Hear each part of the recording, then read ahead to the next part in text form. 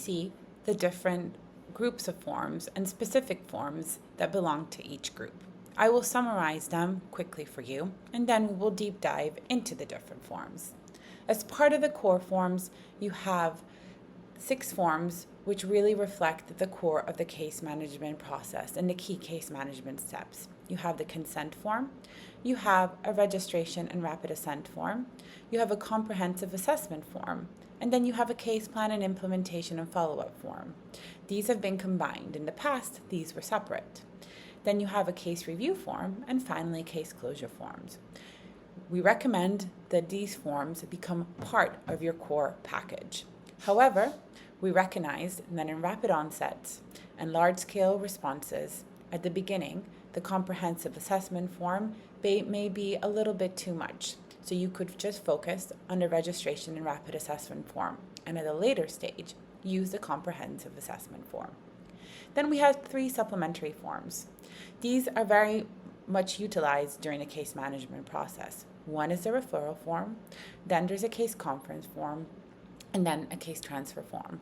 The referral form is a core part of case management. As we know, referrals are often done to ensure that case management services and other services are provided to that child. So whilst it is not core, it is extremely important. Then we have supporting tools. There's a case file cover sheet, case notes, and a case file checklist that helps you with the documentation if you're utilizing a paper-based system.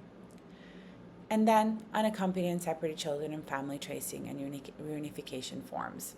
Whilst these are often utilized because we know separation is a core vulnerability of most responses, there may be situations where only certain organizations work on FTR, family tracing and reunification.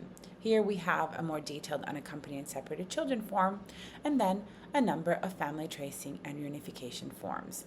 One on the implementation of family tracing and reunification, one that verifies the adult in the process, another one that verifies the child information, and then a reunification form. We also have a missing child form. This is for when an adult is looking for a child. Finally, we have an Excel sheet.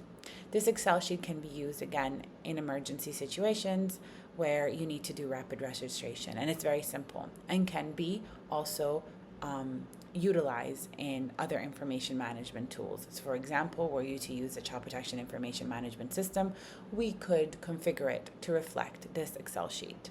Finally, we have a number of UNHCR forms, which I will not get into the detail of, but UNHCR has a number of resources that can allow you to deep dive into them. But there is the best interest determination report form and review form, a comprehensive best interest assessment form, and a short best interest assessment form. I will now move on to looking at the forms and details. Thank you.